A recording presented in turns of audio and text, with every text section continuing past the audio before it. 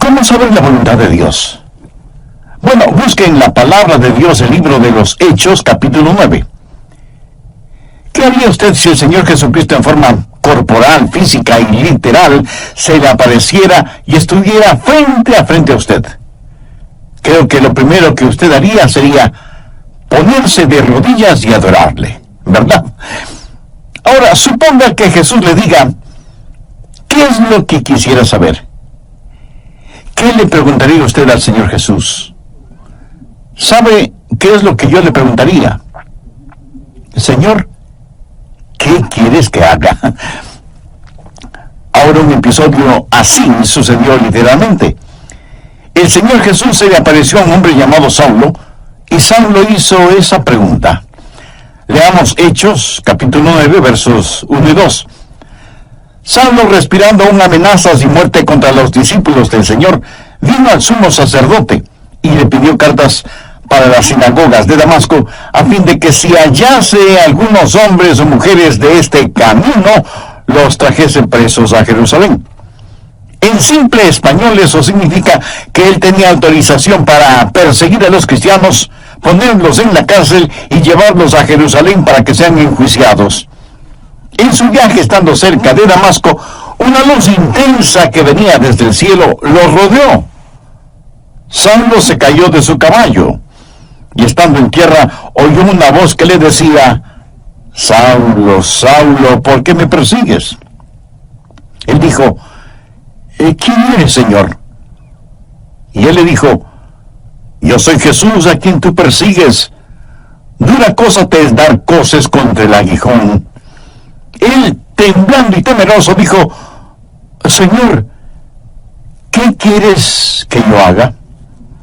Y el Señor le dijo, levántate y entra en la ciudad, y se te dirá lo que debes hacer.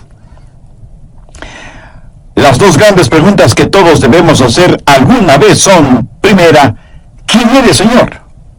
Y segunda, Señor, ¿qué quieres que haga? Esas son dos extraordinarias preguntas.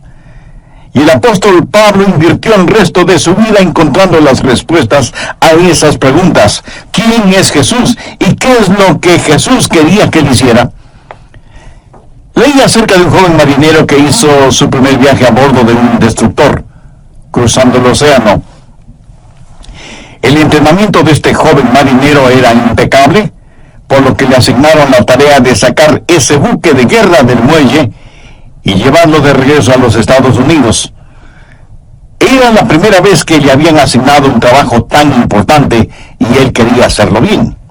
Era un joven marinero muy inteligente, así que en un momento la cubierta del buque se llenó de actividad. El joven da órdenes por aquí y órdenes por allá, y todo se movía con la precisión de un reloj suizo.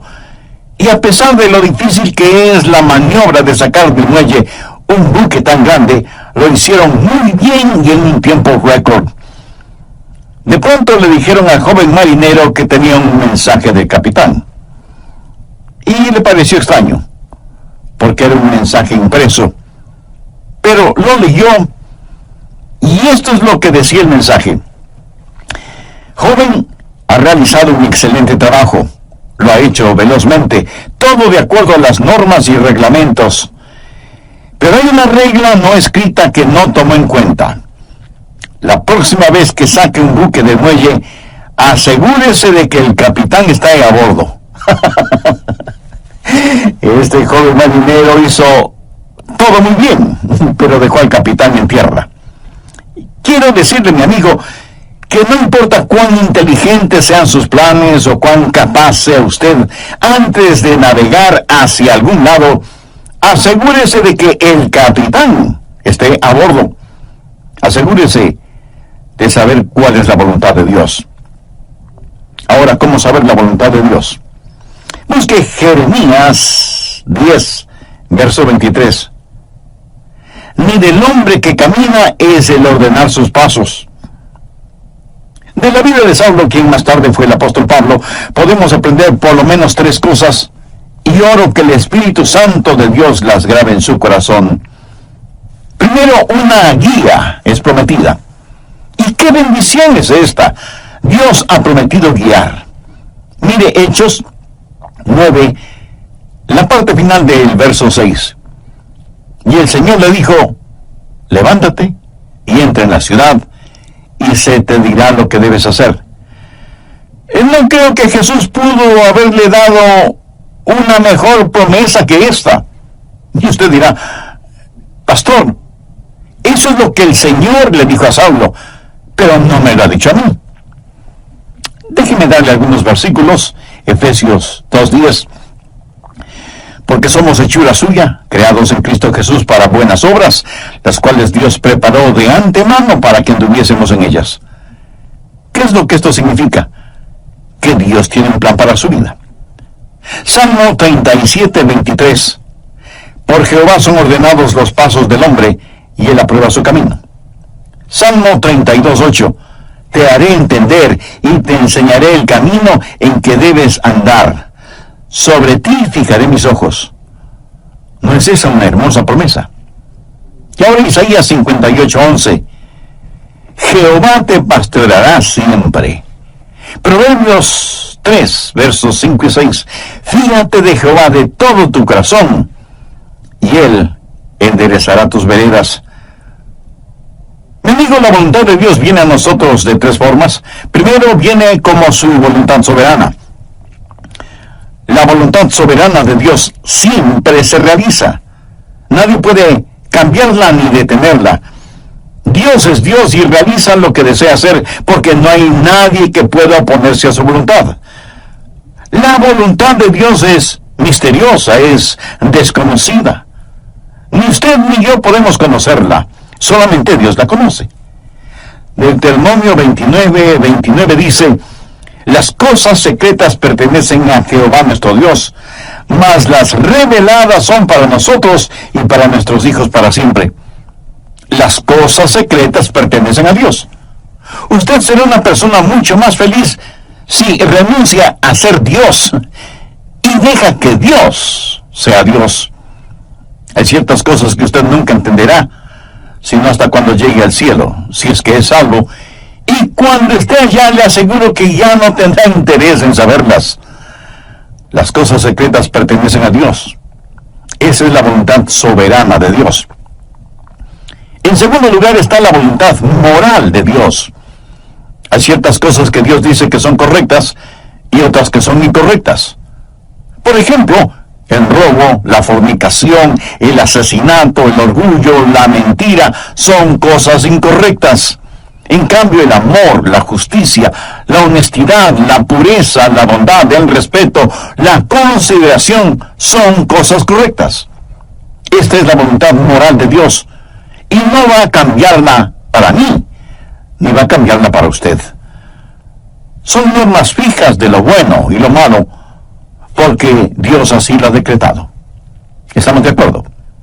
La voluntad moral de Dios la encontramos en la palabra de Dios, sin titubeos, sin tartamudeos, ni apologías, ni vacilaciones. Dios dice, esto es bueno o esto es malo. Es la voluntad moral de Dios y no la va a cambiar absolutamente por nadie. En tercer lugar, está la voluntad particular de Dios. Esto es, la voluntad especial de Dios para usted o para mí. Dios tuvo una voluntad especial para Saulo. Por ejemplo, mire en Hechos 9:15. El Señor le dijo, ve, porque instrumento escogido me es este para llevar mi nombre en presencia de los gentiles y de reyes y de los hijos de Israel. Porque yo le mostraré cuánto le es necesario padecer por mi nombre. Dios tuvo un plan muy especial para este hombre. Pablo sería un apóstol a los gentiles. Era un vaso escogido. Verá, eso es muy importante para mí. Dios lo escogió en forma muy particular para que sea un vaso especial. Y Dios tiene una voluntad especial para cada uno de nosotros. Por ejemplo, fue la voluntad soberana de Dios que un hombre llamado Adrian Rogers sea parte de los elegidos de Dios. Aleluya. Yo francamente no lo entiendo, pero me regocijo. Es la voluntad soberana de Dios. En forma soberana, Dios derramó su amor sobre mí y me salvó, y agradezco a Dios por eso. Y luego fue la voluntad moral de Dios que yo me casara con una cristiana. La Biblia dice que no debemos unirnos en yugo desigual con los incrédulos. Por lo tanto, sé que Dios tiene una voluntad moral para que, si me case con una creyente en el Señor Jesucristo. Y para mí, Dios tuvo una voluntad particular, y su nombre es Joyce. ¿Lo ve? La voluntad soberana de Dios trabajó en mi vida. La voluntad moral de Dios estuvo en mi esposa. Sabía que quería casarme con una muchacha cristiana. Y cuando iba a dejar a casa a Joyce después de haber estado en la iglesia o después de algún juego de fútbol en la universidad, al regresar a mi casa oraba: oh Dios, quisiera casarme con Joyce. Y creo con todo mi corazón que Dios contestó mi oración porque estaba dentro de su voluntad. Y Dios me dio esa maravillosa y especial mujer para que sea mi esposa. Dios tiene un plan para su vida. Dios tiene una voluntad particular para su vida. El por qué Dios está interesado en usted o en mí solo muestra la grandeza de su amor. Somos menos que una partícula de polvo en el océano de la existencia, y sin embargo, Dios nos conoce. Él sabe nuestras idas y venidas, sabe cuando nos sentamos y cuando nos ponemos de pie. Aún los cabellos de nuestra cabeza están contados. Y Dios no solo que nos ama, sino que también cuida de nosotros. Un niño comenzó a orar el Padre Nuestro y dijo: Padre nuestro que estás en los cielos. ¿Cómo es que sabes mi nombre? Se imagina, Él sabe nuestro nombre. De entre los billones de seres humanos que existen y que son preciosos para Él, Dios sabe el nombre de cada uno de sus hijos. La voluntad de Dios está prometida. Guía y liderazgo es su promesa. ¿La tiene usted? Dios ha prometido guiarle, pero sabe que hay 6 errores o mitos acerca de la voluntad de Dios. Espero y oro que podamos desterrarlos de nuestras mentes para siempre. Son mitos que necesitan ser destruidos. Primero, que Dios le dará un mapa para su vida. Y eso no es cierto. No lo hará. No se lo dio al apóstol Pablo entonces, y no se lo dará a usted ahora. La voluntad de Dios para usted no es un mapa, es una relación. Cuando Él guió al pueblo de Israel por el desierto, ¿cómo lo guió? ¿Le dio algún mapa? No. Pero les dio las columnas de fuego y nubes para que las siguieran y para que el pueblo se mantuviera relacionado con Él. A muchos nos gustaría tener un mapa y decir: vamos a ir a este lugar y luego iremos a este otro lugar y más tarde aquí y más tarde allá. Pero Dios es el que quiere hacer eso, y me alegro de que sea así, aún para mantener la parte romántica del asunto. De otra manera, todo carecería de emoción y hasta de sentido de reverencia y temor, si supiéramos lo que mañana tiene para nosotros. Y cuando estudiaba en la universidad, un día otro joven que se estaba preparando para ir al pastorado se sentó junto a mí y me dijo: Adrián, ¿sabes lo que hice la semana pasada? Le dije que no lo sabía. Y él prosiguió: estuve en Memphis, en Tennessee, y fui a ver al Dr. Lee. De paso, debo decir que el Dr. Lee fue con toda seguridad el más grande, cordial, santo y elocuente ministro que yo haya conocido. Así que ese joven y neófito teólogo, al decirme que estuvo para verse con el Dr. Lee, me dejó poco menos que asombrado. Y pensé: ¿cómo logró entrar? ¿Y cómo el Dr. Lee pudo perder el tiempo con un joven imberbe como él? Yo pensaba todo eso y al mismo tiempo me decía: ¿cómo me hubiera gustado a mí hacer lo mismo? Hubiera sido como decir: estuve en Washington y fui a ver un ratito al presidente de los Estados Unidos. Así que, picada mi curiosidad, le dije: a ver, cuéntame, ¿cómo lo lograste? Me dijo que llegó hasta la oficina de la secretaria y le preguntó si podía ver al Dr. Lee. Ella me dijo que sí, pero solo por unos pocos minutos. Él entró en la oficina del Dr. Lee, conversaron brevemente sobre varias cosas, y finalmente el Dr. Lee oró con y por el joven estudiante. Y eso fue muy interesante para mí.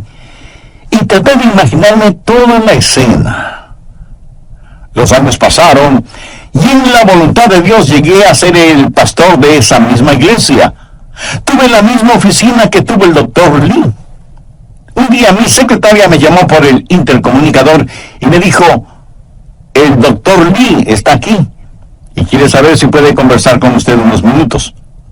Por supuesto, hágalo pasar inmediatamente. Y sin querer, vino a mi memoria el episodio de mi joven amigo universitario que años atrás, estando de paso por Memphis, fue recibido en forma cordial e inmediata por el Dr. Lee.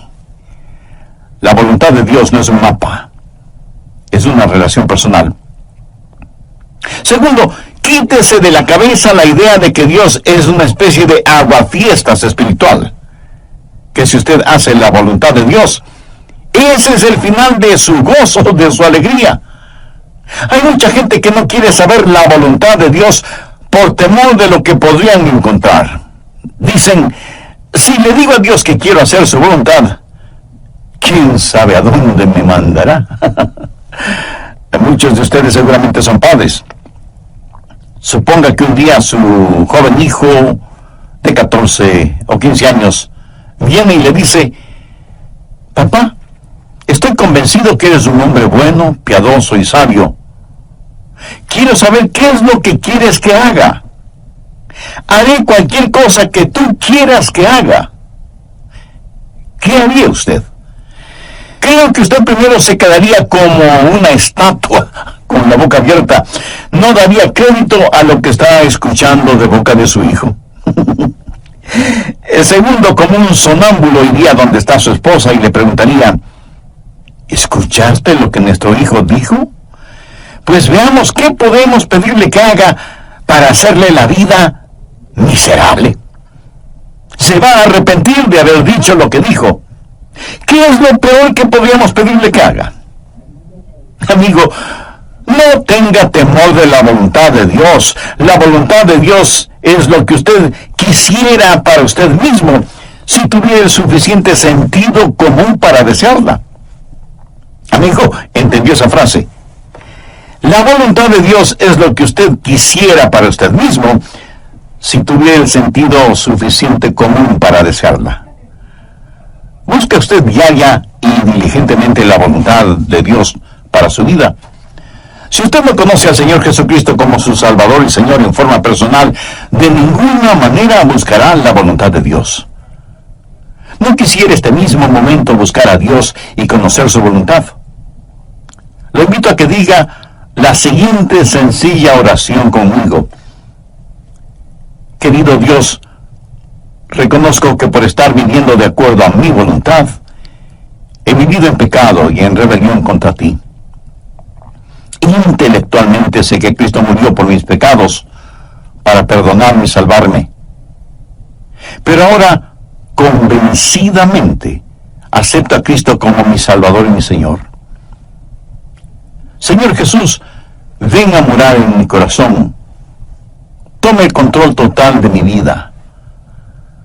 Hazme la clase de persona que tú quieres que sea. Y ayúdame a nunca avergonzarme de ti, independientemente de las circunstancias o de las consecuencias. El Dr. Adrian Rogers, en la voz del pastor Lenín de Llanón. Al respecto, en el programa anterior vimos que primero Dios no le dará un mapa para su vida. Él nos ha dado su palabra. Segundo, no crea a quienes le dicen que Dios es un aguafiestas espiritual. Tercero, deje de pensar que Dios habla solo a cierta categoría de personas, o que Dios revela su voluntad solo a pastores o misioneros, o a la gente que trabaja en la iglesia o cosas por el estilo. Pero que Dios no tiene una voluntad para personas comunes y corrientes. Dios tiene una voluntad para cada vida. Así que deje de pensar que la voluntad de Dios es solo para determinadas personas. Cuarto, cuando Dios le muestra su voluntad para su vida, pudiera ser que tenga o no alguna dramática experiencia, como la del apóstol Pablo en el camino a Damasco. ¿Recuerda cuando Dios le habló a Elías en la montaña y soplaba el viento? Dios no estuvo en el viento, ni en el fuego, ni en el terremoto. Y leemos en Primera de Reyes capítulo 19, el verso 12, y tras el fuego, un silbo apacible y delicado. Ahora algunas veces Dios habla en los terremotos o en el fuego. El apóstol Pablo tuvo una especie de terremoto espiritual en su camino a Damasco. Pero usted deje que Dios sea Dios en su vida. Dios habla apaciblemente a algunas personas y a otras Dios tiene que llamarles fuertemente la atención. Quinto, otro mito que debemos sacarlo del corazón y mente es el creer que Dios muestra su voluntad solo a gente joven, pero no a gente mayor. Siempre les estamos diciendo a los jóvenes que deben buscar la voluntad de Dios para sus vidas. Escuche, quiero decirle que usted, sea que tenga 9 años de edad o 90 años de edad, usted debe buscar la voluntad de Dios para su vida. Si Dios ya hubiera terminado con usted, Él ya le hubiera llevado al cielo.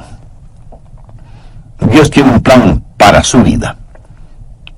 Sexto, el último mito que necesitamos destruir es el que dice que de alguna manera Dios oculta o esconde su voluntad de nosotros. Pensemos nuevamente en el joven que está frente a su padre, quien le dice: hijo, hay algo que quiero que hagas, y si lo haces, te daré una buena recompensa. Pero si no lo haces, te llevaré a tu cuarto y aplicaré la vara de la disciplina donde termina tu espalda. Y el hijo responde: bueno, papá, ya que lo explicas de esa manera, ¿qué es lo que quieres que haga? Y el padre le responde: pues no te lo voy a decir. Tú debes descubrirlo. Pregunto, ¿qué clase de padre haría una cosa así? Dios no esconde su voluntad de nosotros. Todos los versículos que hemos visto dicen que Dios quiere revelar su voluntad, que Dios quiere mostrarnos su voluntad. La voluntad de Dios no es una especie de tesoro de piratas, escondido quién sabe dónde. Segundo, la guía es provisional. Hay ciertas provisiones que están en juego antes de que usted conozca la guía de Dios. Por ejemplo, en primer lugar, debe haber disponibilidad. Miremos nuevamente Hechos 9:6. Él, temblando y temeroso, dijo: Señor, ¿qué quieres que yo haga? Ahora, eso presupone que él quiere hacer lo que Dios quiere que él haga. Mucha gente quiere hacer su propia voluntad, pero que Dios ponga su sello de aprobación. Son como las personas que buscan un arquitecto porque quieren construir sus casas, pero en realidad lo que quieren es que el arquitecto interprete y diseñe lo que ellos tienen en mente. Y eso está bien cuando se trata de construir una casa, pero no está bien cuando se trata de construir una vida. La pregunta de Pablo fue: Señor, ¿qué quieres que yo haga? Eso quiere decir: Señor, tú estás en control, no yo. Encaminará a los humildes por el juicio y enseñará a los mansos su carrera. ¿Es usted humilde? ¿Manso? Si no lo es, usted no estará disponible. Si no lo es, no conocerá la voluntad de Dios. Pero no solo debe haber disponibilidad y mansedumbre, sino también, y en tercer lugar, debe haber apertura. Apertura. Pablo buscó la voluntad de Dios inmediatamente, y él oró y dijo: Señor, muéstrame tu voluntad. ¿Ha estado usted abierto a la voluntad de Dios? Y no es cuestión de simplemente decir: si Dios quiere mostrarme su voluntad, lo hará. Ahora, orado usted en forma honesta y sincera diciendo, Señor, yo quiero conocer tu voluntad? ¿Se reporta usted para servicio diario delante de Él? Después de conocer al Señor Jesús, usted va a ser como Pablo y decir, Señor, ¿qué quieres que yo haga? Y aún hay otra provisión. Hechos 9, versos 8 y 9. Entonces Saulo se levantó de tierra y abriendo los ojos no veía a nadie. Así que, llevándole por la mano, le metieron en Damasco, donde estuvo 3 días sin ver, y no comió ni bebió. ¿Puede imaginarse eso? Aquí está este hombre que capturaba y encarcelaba a muchos, y ahora ciego, es tomado de la mano para ser guiado. Ahora es un hombre dócil, se ha rendido, ha cedido ante la presencia de Cristo. La Biblia dice que debemos presentar nuestros cuerpos como sacrificio vivo. ¿Puede usted decir que así lo hace diariamente? Señor, tu voluntad, sin vacilaciones, sin reservas, donde quiera, a cualquier hora, cueste lo que cueste. ¿Se atrevería usted a decirlo? ¿Se ha rendido completamente a la voluntad de Dios? Decimos, Señor, yo quiero conocer tu voluntad. ¿Está listo para hacerla si Dios le mostrara su voluntad? Tercero, es una guía práctica. Dios nos ha dado formas muy prácticas para que podamos conocer su voluntad, y están aquí en su palabra. Una de las formas de conocer la voluntad de Dios es por medio de los milagros. Miren lo que le sucedió a Saulo. Estando en el camino rumbo a Damasco, cuando repentinamente le rodeó un resplandor de luz del cielo, y cayendo en tierra, oyó una voz que le decía, Saulo, Saulo, ¿por qué me persigues? Dios puede hablarle a usted por medio de visiones, o por medio de sueños, o por medio de una voz audible. Dios puede hablarle y guiarle por medio de un milagro. Y me apresuro en decir que normalmente Él no nos guía con milagros, pero de vez en cuando lo hace. Ahora, toda vez que tenemos la Biblia completa, esa clase de milagros no son necesarios en la actualidad, y no es la forma normal de Dios para guiarnos. Pero lo menciono porque está en la palabra de Dios.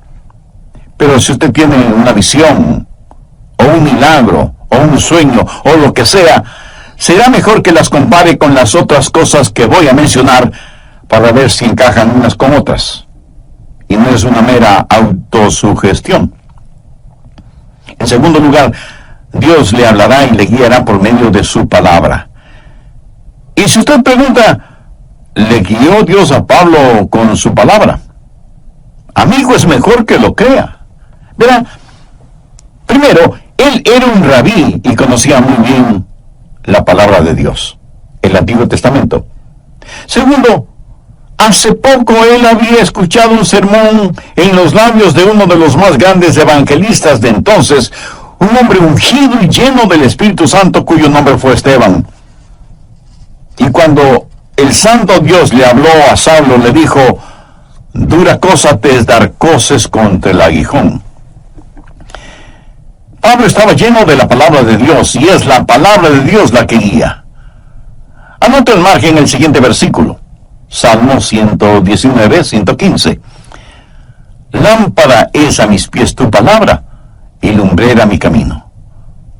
Mucho de la voluntad de Dios para su vida se encuentra en la Biblia, mi estimado amigo. Por ejemplo, la voluntad de Dios es que usted no se case con una persona no creyente. Así lo dice su palabra.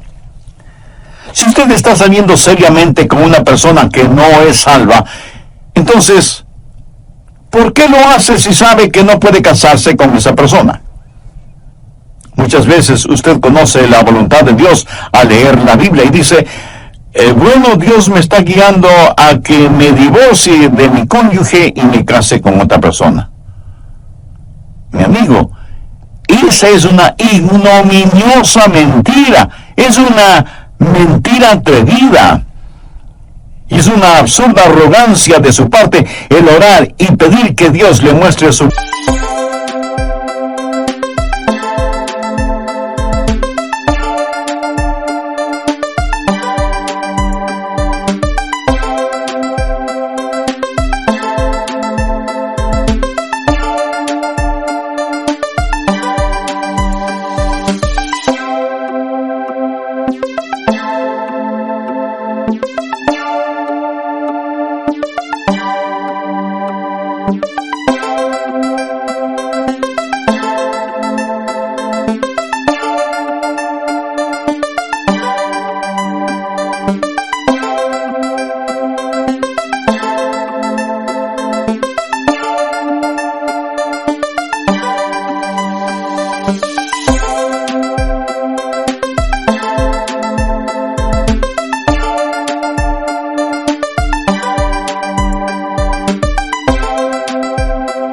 voluntad cuando ya se la ha mostrado con su palabra? ¿O se considera usted una persona súper especial a la cual Dios le concederá algo que está en contra de lo que él mismo ha establecido en su palabra? Piénselo. En tercer lugar, Dios le guiará por medio de su gente, los hijos de Dios. Veamos Hechos 9, los versos del 10 al 13. Había entonces en Damasco un discípulo llamado Ananías, a quien el Señor dijo en visión: Ananías. Y él respondió: heme aquí, Señor. Y el Señor le dijo: levántate, y ve a la calle que se llama Derecha, y busca en casa de Judas a uno llamado Saulo, de Tarso, porque he aquí él ora. Y lo utilizó para confirmar su voluntad en la vida de Saulo. En Proverbios 24:6 leemos: en la multitud de consejeros está la victoria. ¿Qué quiere decir eso? Que cuando Dios le habla a usted acerca de algo, muchas veces Dios lo confirmará por medio de alguien más. Mateo 18:16 dice: toma aún contigo a uno o dos, para que en boca de 2 o 3 testigos conste toda palabra. No sea ni orgulloso ni arrogante pensando que usted no necesita el consejo de otras personas. Otra manera en que Dios confirma su voluntad para usted es por medio del Espíritu Santo. Hechos 9:17 dice: fue entonces Ananías y entró en la casa, y poniendo sobre él las manos dijo: hermano Saulo, el Señor Jesús, que se te apareció en el camino por donde venías, me ha enviado para que recibas la vista y seas lleno del Espíritu Santo.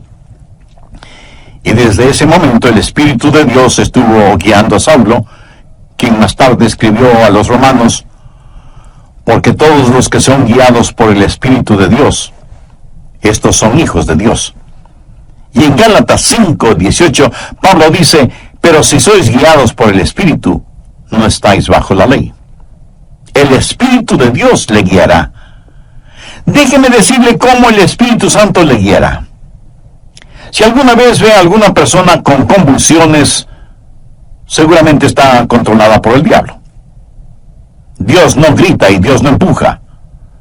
Dios susurra y guía. Él guía a sus ovejas. No las está llevando al matadero, las lleva a pastos verdes. Y es mejor que usted sea sensible para escuchar al Espíritu Santo y reconocer la voz de Dios.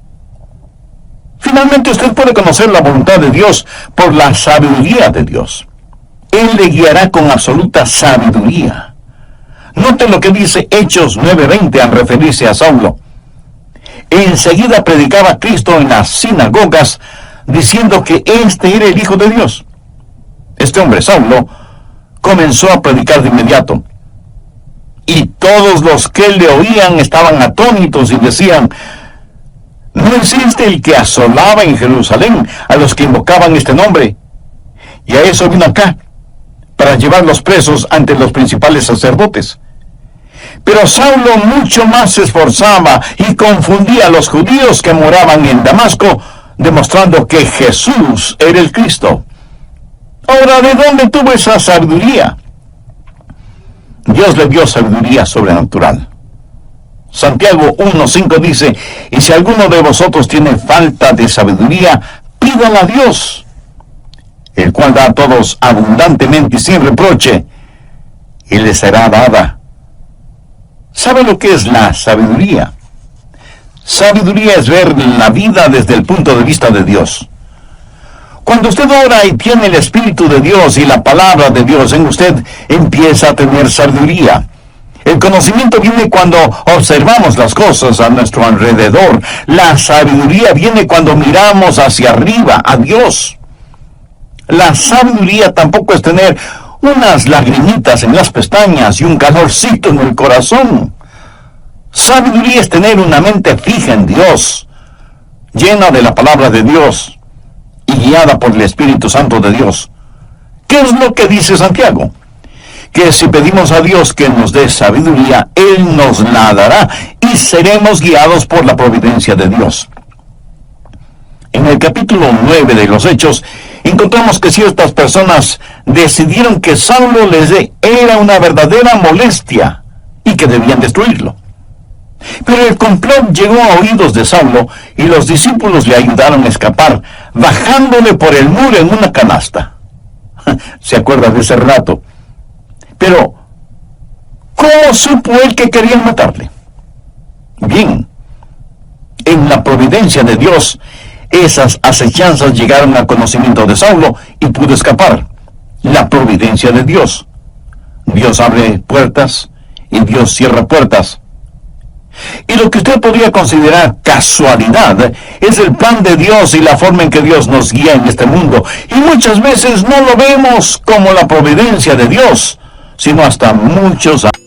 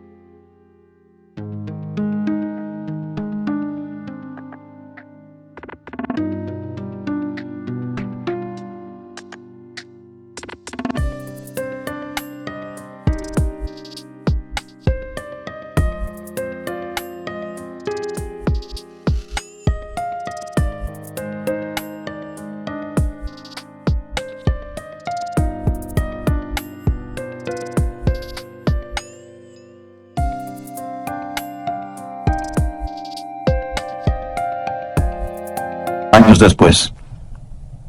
Amigo, no tenga temor de la voluntad de Dios. La voluntad de Dios no lo llevará donde el poder de Dios no pueda sustentarlo.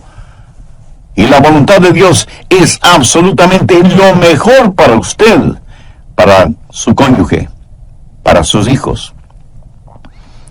Ahora escúcheme muy atentamente. La forma de conocer la voluntad de Dios para el resto de su vida es hacer la voluntad de Dios ahora. Es muy difícil el pilotear un barco que no se mueve. Verá, la forma de entender la parte de la Biblia que no entiende es obedeciendo lo que sí entiende. La manera de saber acerca del futuro es obedeciendo a Dios ahora en el presente. Y si usted tiene interés en poseer la voluntad de Dios para su vida, le diré lo que el apóstol Pablo dijo hace ya tantos siglos. Señor, ¿quién eres? Señor, ¿qué quieres que yo haga? ¿Quién es el Señor? Es el Hijo de Dios que murió por sus pecados y quiere que usted lo reciba ahora mismo en su corazón como su Salvador y su Señor. Y le prometo, basado en la autoridad de la palabra de Dios, que si usted entrega a Jesús su corazón, Él le perdonará sus pecados, Él entrará a morar en su vida por medio del Espíritu Santo, y cuando Él le llame